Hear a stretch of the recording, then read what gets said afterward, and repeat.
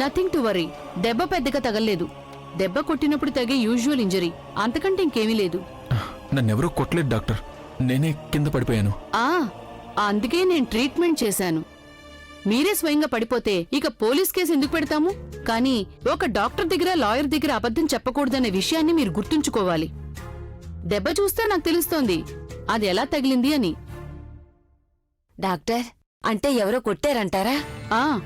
దీని గురించి మీరందరికీ చెప్పి విషయాన్ని పెద్ద చేయకండి. భయపడాల్సిందేమీ లేదు దేవా. దెబ్బ చాలా చిన్నది.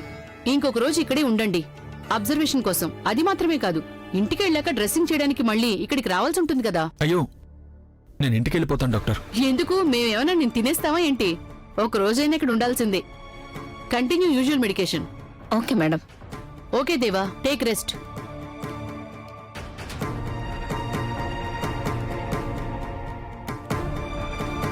అంటే నిన్నెవరో కొట్టారన్నమాట. కానీ నువ్వు ఎక్కడో కాలు జారి పడిపోయానని నాతో అబద్ధం చెప్పావు. అటువంటిదేమీ లేదా అమ్మా. ఇద్దరు రౌడీలు నా మీద దాడి చేశారు. అదే టైంలో కాల్ జారి కింద పడిపోయాను. అదే జరిగింది. ఇప్పుడు డాక్టర్ చెప్పింది నేను చెప్పింది ఒకటే అయింది కదా. కన్నా, ఇది చిన్న విషయం కాదు. ఈ ఊళ్ళో నీకు శత్రువులు ఎవరున్నారు అనేది తెలియాలి కదా. పోలీసులకు చెప్తే వాళ్లే కనిపెడతారు కదా. ఇందులో కనిపెట్టడానికి ఏమీ లేదా అమ్మా. నాకు తెలిసి వాళ్ళు ఎవరికోసం వచ్చారు. చీకట్లో తెలియక నా మీద దాడి చేశారు. వాళ్ళు కొట్టాల్సింది నన్ను కదని తెలిసి పారిపోయారు. నువ్వు దీని గురించి ఎవరికి ఏమీ చెప్పొద్దాయమ్మా. నాకు తెలిస్తే మాత్రం నేనెవరికి చెప్తాను? అయ్యో అయ్యో, నేను చూస్తుంది నిజమేనా? ఎప్పుడూ టీవీగా నడుచుకుంటూ వెళ్లే మనిషి మంచాన పడ్డారు, చూసావా? కౌసల్య, ఏం మాట్లాడుతున్నావు? నువ్వు అనుకున్నంత పెద్ద విషయం ఇక్కడ అసలు ఏం జరగలేదు కదమ్మా. పెద్దదా చిన్నదా అనే దాని గురించి మాట్లాడడానికి నేను ఇక్కడికి రాలేదు. ఈయన తలకి దెబ్బ తగిలి హాస్పిటల్లో పడుకునున్నాడు. ఇంతకంటే ఏం కావాలి? అసలు ఎలా జరిగింది? అక్కొచ్చి నాకు చెప్పినప్పుడు నేను నిజమని నమ్మలేదు. చూడు, నాకేం కాలేదు. ఏమీ కాలేదంటే తల కట్టెందుకు కట్టారు? అరే, నొప్పిగా ఉందా? నాకేమీ నొప్పిగా లేదు. ఇదిగో, నువ్వు కాస్త పక్కకు జరుగు. తనకి గాలి తగలనియ్యి. ఇప్పుడు నేనేమి దేవాబాబు గారి ముక్కు పట్టుకోలేదు కదా. ఇదెలా జరిగింది? రాత్రి నేను కాల్ జారి పడ్డాను. అదేంటి, చీకట్లో నిన్ను కొట్టారని అందరూ అనుకుంటున్నారు? ఈ అబద్ధం నీకెవరు చెప్పారు? ఆ చాపలమ్మే పార్వతి చెప్పింది. చిన్నదాన్ని కూడా పెద్ద చేసి చెప్తుంది ఆ పార్వతి. తను చెప్పిన మాటలు ఎప్పుడు నమ్మకండి, అన్ని అబద్ధాలే చెప్తుంది. పడిపోయారో కొట్టారో దాని గురించి ఇప్పుడు ఎందుకు? క్షేమంగా ఉన్నారు, అది చాలు. ఇదిగో వాణి, ఊరికే నిలబడకుండా మనం తీసుకొచ్చిన పళ్లలోంచి ఒక పండు బాబుకివ్వు. దెబ్బ తగిలి మంచం మీద పడుకుని ఉన్నారు, నీరసంగా ఉంటుంది. వద్దు వద్దు వాణి, నాకు ఇప్పుడేమో వద్దు. నాకు ఆరెంజ్ వద్దు. హాస్పిటల్లో ఉన్నవాళ్లు ఆరెంజ్ తినడం చాలా అవసరం, లేకపోతే ఇంకా నీరసం వస్తుంది. వాణి, నువ్వివ్వవే. చూడమ్మా, డాక్టర్ ఇప్పుడే మందిచ్చి వెళ్ళింది. వెంటనే ఆరెంజ్ ఇవ్వడం మంచిది కాదమ్మా. ఆయమ్మ మందులతో పాటు ఇది కూడా ఇవ్వాలి. నేచురల్ విటమిన్ కదా, నువ్వివ్వు. ఇటివ్వు, నేనిస్తాను. అదేంటాయమ్మా, నా కూతురు దేవాకి ఆరెంజ్ ఇస్తే ఏమైంది? దానివల్ల నష్టం లేదుగా. నువ్వెందుకు మధ్యలో లాగేసుకోవడం? ఇటివ్వు, ఇది నేను తీసుకొచ్చిన ఆరెంజ్. నేనే దీన్ని ఇస్తాను. నీకు ఇవ్వాలనిపిస్తే బయటకు వెళ్లి వేరే ఆరెంజ్ తీసుకొచ్చి ఇవ్వు. అంతేకాని నేను తీసుకొచ్చిన దాని మీద నీకు ఎలాంటి అధికారం లేదు. ఆ ఆరెంజ్ ఇలా ఇచ్చే, నేను తింటాను. అయ్యో, చేతికిందుకు బాబు, చేయి నొప్పిగా ఉంటుంది. అమ్మాయి తీసిస్తుంది, తినండి. దేవాబాబు చెయ్యి అంత బలహీనంగా ఏమీ లేదు. ఒక ఆరెంజ్ ఒలుచుకుని తినే శక్తి ఆ చేతికుంది. పుల్లగా ఉంటది బావా, తీయగానే ఉంటుంది, తిను.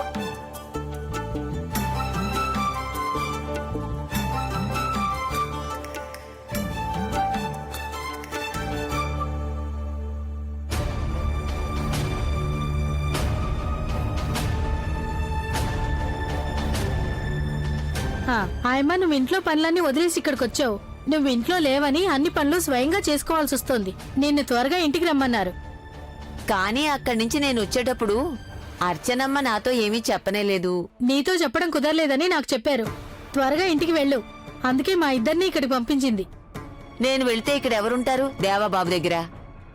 ఇప్పుడు అందరూ ఇక్కడ ఉండాల్సినంత అవసరం ఏమీ లేదు. ఏమైనా కావాలి అనుకుంటే ఒక మనిషి ఉంటే సరిపోతుంది. దానికి నా కూతురుంటుంది కదా. ఎవరు? వాణియా? తను ఇక్కడ ఉంటే నీకేంటి కష్టం? హాస్పిటలే కదా, సహాయం చేయడానికి ఒక మనిషి ఉంటే చాలు. ఆ, అయ్యో ఇక్కడ ఎవరూ ఉండవసరం లేదు. నాకు ఇక్కడ ఎటువంటి సమస్య లేదు. దానికోసం కాదు, మీకెవరూ తోడుగా లేకపోతే ఎలా ఉంటారు మీరు? నేను ఇక్కడికి చిన్నాన్ని పిలిపిస్తాను. అంతవరకు తనిక్కడే ఉంటుంది. వాణి, దేవాబాబుని బాగా చూసుకోవాలి. తనకెప్పుడు ఏం కావాలన్నా దగ్గరుండి చూసుకో. మందులైనా తింటానికైనా దగ్గరుండివ్వు. నేను కాసేపట్లో వస్తాను. అలాగేనమ్మా. హాయమ్మా, రా.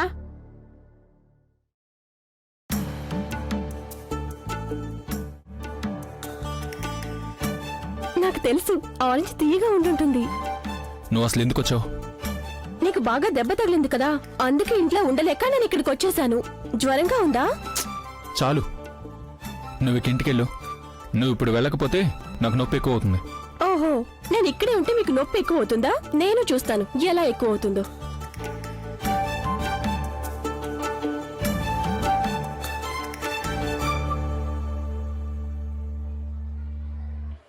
గోపి, గోపి, గోపి! ఛే, వీణ్ణి ఎప్పుడు పిలిచినా సమయానికి రాడు. టీ కావాలని అడిగితే తీసుకురావడానికి కనీసం 2 గంటలు కావాలి. అందరూ నాకు ఇలాంటి వాళ్ళే దొరికారు. ఇక్కడ ప్యూన్ చేయాల్సిన పనులు కూడా నేనే చేయాల్సి వస్తోంది. హ. ప్రతిదీ ఒక్కొక్కడికి ప్రత్యేకంగా చెప్పాలి. అవసరం ఉన్నప్పుడు ఒక్కడు కూడా పనికిరాడు. ఏట మాస్టర్, సునంద టీచర్ మీరా? వల్లి టీచర్ కూడా వచ్చారా?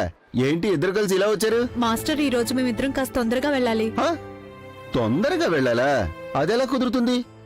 టీచర్ అయ్యుండి మీరే త్వరగా వెళ్ళిపోవాలంటే ఇక్కడ పిల్లలకి ఎవరు పాఠాలు చెప్తారు? మా ఇద్దరికి లాస్ట్ పీరియడ్ క్లాస్ లేదు. ఆ సమయంలో ఇక్కడ ఉండడం వల్ల లాభం ఉండదు కదా. సరే, అంత ముఖ్యమైన పని వచ్చింది. అది కూడా ఇద్దరికి ఒకేసారి ఎందుకు వచ్చింది? మేము షాప్ లో కొన్ని సామాన్లు తీసుకోవాలి సార్. అందుకే కాస్త త్వరగా బయలుదేరెళ్ళి కావాల్సినవన్నీ కొనుక్కుని అవి తీసుకుని ఇంటికి వెళ్తాను సార్.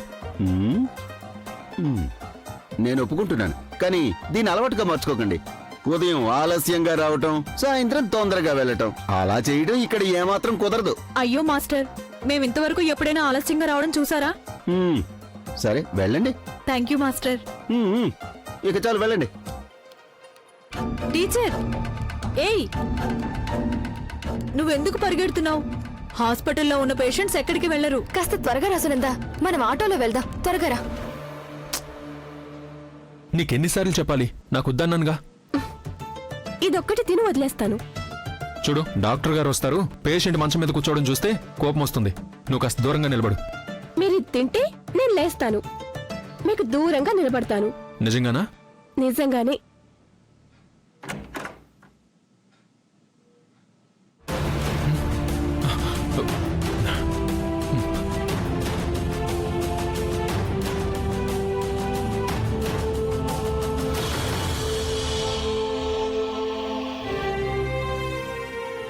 మీరు హాస్పిటల్లో ఉన్నారని తెలిసి చూసెళ్దామని వచ్చాం.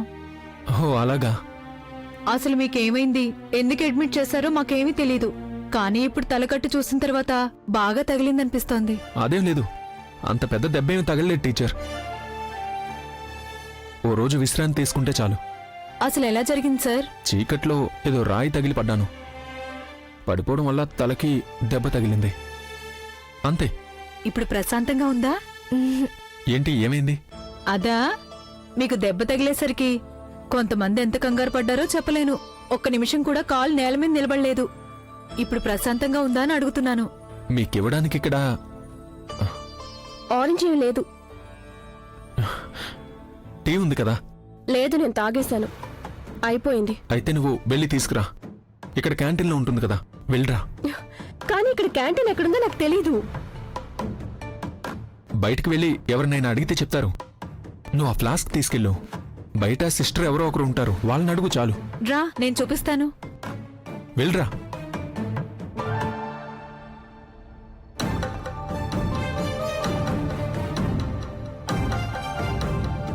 నేను వెళ్ళి క్యాంటీన్ చూపించొస్తాను. ఆయనకి ఎలా ఉందో అడుగు.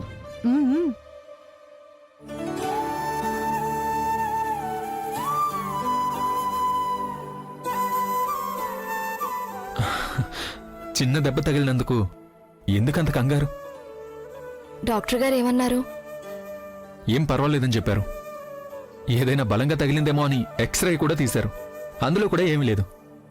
సమస్య లేనప్పుడు మిమ్మల్ని డిశ్చార్జ్ చేసేయచ్చు కదా. దాని అర్థం ఏదో ఒక కాంప్లికేషన్ ఉందనేగా. అది వాళ్ళకి అలవాటు కదా టీచర్.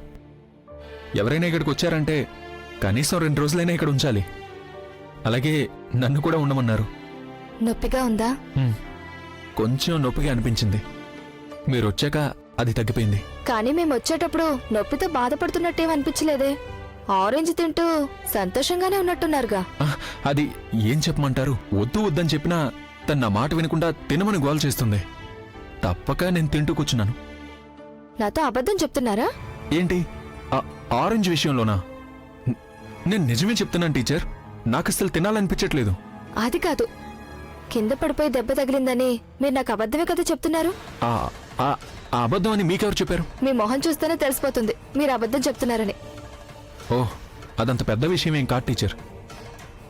నేనే కదా వీటన్నిటికీ కారణం. మీరు కారణమా? అదెలా? అన్ని విషయాల్లో మీరే కదా నాకు సహాయం చేస్తున్నారు. అందుకే మీకు అతను శత్రువయ్యాడు. ఎవరా శత్రువు? ఆ పుణ్యకోటి మీకు శత్రువుగా మారాడు కదా. అతనే గూండాలను పంపించి దాడి చేయించుంటాడు. అంటే నా మీద దాడి చేసింది ఆ పుణ్యకోటి మనుషులే అని మీ అనుమానమా? మరి కాకపోతే ఈ ఊర్లో మీకు ఆయన తప్ప ఇంకెవరున్నారు శత్రువులు?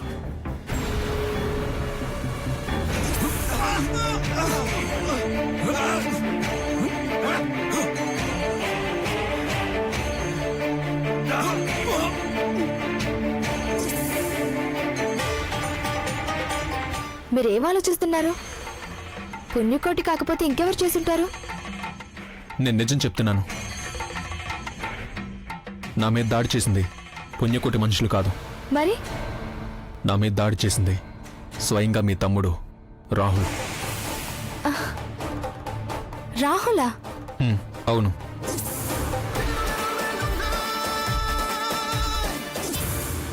మీరు కంగారు పడకండి. ఈ విషయం గురించి నేను ఎవరికి చెప్పను. మీరు కూడా ఎవరికి చెప్పకండి. కానీ తను నా మీద ఎందుకు దాడి చేశాడో అది నాకు అర్థం కావట్లేదు. తనకి సహాయం చేశాను తప్ప అతను ఎవరో కూడా నాకు సరిగా తెలీదు. మరి నేను తనకి శత్రువు ఎందుకయ్యాను? దాని గురించి తెలుసుకోవడం కోసం మాత్రమే నేను ఈ విషయం మీకు చెప్పాను. అది రాహులే మీ మీద దాడి చేయించాడని మీకు తెలుసా? ఖచ్చితంగా రాహులే. నేను చూశాను కాబట్టి చెప్తున్నాను.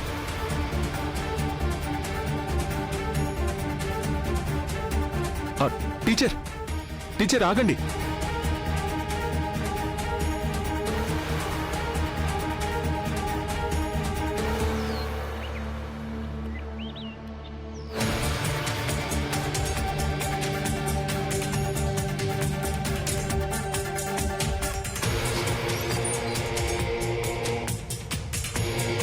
వల్లి, నువ్వు అప్పుడే వచ్చేసావే? ఏం లేదు. మళ్ళీ ఏదైనా సమస్య వచ్చిందా? లేదు. మీరు వెళ్ళలేదా? లేదు, లీవ్ పెట్టాను. ఇంతకీ నీకేమైంది చెప్పు.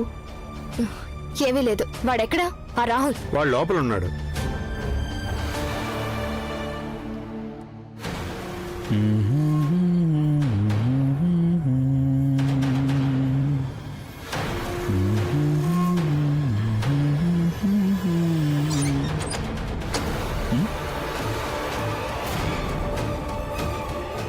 ఏంటక్కా? నువ్వు నిన్న రాత్రి ఎవరితోనైనా గొడవ పడ్డావా? గొడవ అని అడిగితే అది అంత పెద్ద గొడవేం కాదు. చాలా చిన్న గొడవ. ఎందుకు? ఏమైందని చెప్పి అలా చేసావు? చెప్పరా. వాడిని సారీ కొట్టాలనిపించింది, కానీ ఊరికే టచ్ చేసి వదిలేశానంతే. నువ్వు అసలేం కంగారు పడకు, నేను చూసుకుంటాను. మళ్ళీ కొడతాను. కాకపోతే ఈసారి వాడు నిలబడకుండా బుద్ధొచ్చేటట్లు కొడతాను. ఇక మీదట నీ జోలికి రాడు. రాహుల్ వద్దు. అతను నీకు ఎటువంటి అన్యాయం చేయలేదు కదా. అనవసరంగా అతన్ని ఇబ్బంది పెడితే నేను ఊరుకోను. అతను నాకు ఇప్పుడు ఎటువంటి ద్రోహం చేయకపోవచ్చు, కానీ భవిష్యత్తులో చేసే అవకాశం ఉంది. అతనికి నీకేమైనా సంబంధం ఉందా ఏంటి? నేనతన్ని కొట్టిస్తే నీకెందుకు ఇంత రోషం కోపం పొడుచుకొని వస్తున్నాయి?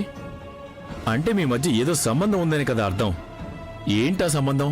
దాని గురించి నీకు చెప్పాల్సిన అవసరం నాకేం లేదు. వద్దు, చెప్పొద్దు. కానీ నాకు తెలుసు ఏ సంబంధం ఉందని. అదేమీ వద్దక్క. ఇప్పుడు అతని మీద చెయ్యి వేసింది అతన్ని భయపెట్టడానికి కాదు, నీకు వార్నింగ్ ఇవ్వడానికి. ఫస్ట్ అండ్ లాస్ట్ వార్నింగ్ నీకిది. ఇంకోసారి మీ ఇద్దరిని చూశానంటే వేక కోసేస్తాను. నా మాట వినకుండా మళ్ళీ అతనితో మాట్లాడినట్టు తెలిస్తే నువ్వు అనుకున్నది ఎప్పటికీ జరగదు. నేను అనుకున్నది జరగడం కోసం నీ సహాయం నాకు అవసరం లేదు. నీ పనేదో నువ్వు చూసుకో. ఏయ్, మర్యాదగా నేను నిన్ను అక్క అని పిలిచాను, వేరే పేరు పెట్టి పిలిచేలా చేసుకోవద్దు. మర్యాద ఇచ్చినప్పుడు దాన్ని కాపాడుకోవాలి. నువ్వు పెళ్ళంటూ చేసుకుంటే మా యజమాన్ని మాత్రమే చేసుకోవాలి. పోరా, నేనెవరిని పెళ్లి చేసుకోవాలనేది నువ్వు కాదు, నేను నిర్ణయించుకోవాలి. నా పెళ్లి గురించి నాకు నీ అంగీకారం అవసరం లేదు. ఆ వెధవకి భార్యగా బ్రతకడం కంటే ఏదో ఒకటి తాగి ఆత్మహత్య చేసుకుని చావడం మేలు. ఏమన్నావే? నిన్ను నేను చంపేస్తాను.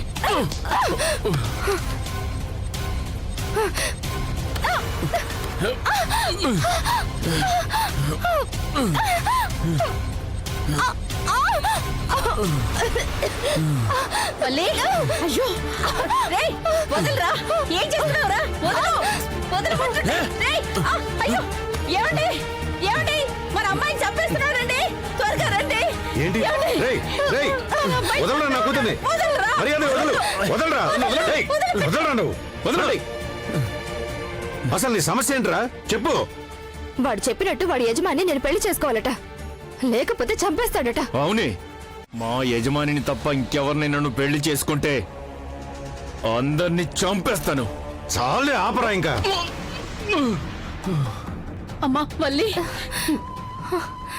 తల్లి తండ్రి లేని నిన్ను పెంచి పెద్ద చేసినందుకు మమ్మల్ని చంపుతావా? అంతేనా? అవసరం వస్తే ఆ పని కూడా చేస్తాను. మా యజమానిని తప్ప తను ఎవరిని పెళ్లి చేసుకోకూడదు. ఏయ్, నా కూతురి విషయంలో తలదూర్చావు, నిన్ను చంపేసైనా సరే నా వల్లిని కాపాడుతాను. ఆ విషయంలో నేను దేనికి భయపడను. చంపుతారా? నన్ను చంపుతారా?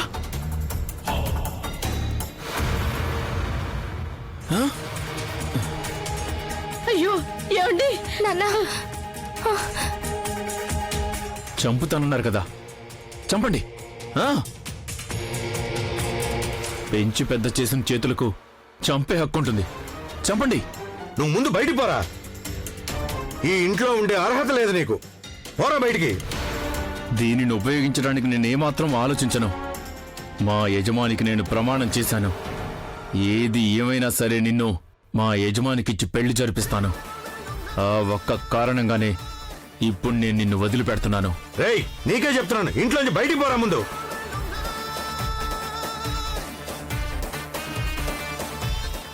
నన్ను జైలుకి పంపించింది నువ్వే. నిన్ను చంపేసి అక్కడే పూర్తిగా ఉండిపోతాను. నువ్వు గుర్తు పెట్టుకో. రేయ్, 2 ఏళ్ల వయసులో నిన్ను చూసుకోవడానికి ఎవరూ లేరు అని మా ఇంటికి తీసుకొచ్చి పెంచాను. ఈ రోజుతో ఆ బంధం తీరిపోయింది. పోరా ఇక్కడి నుంచి. ఈ ఇంట్లో మాత్రమే కాదు, నా మనసులో నుంచి కూడా నిన్ను తీసేస్తున్నాను. పోరా, ఎక్కడికైనా వెళ్ళి చావు.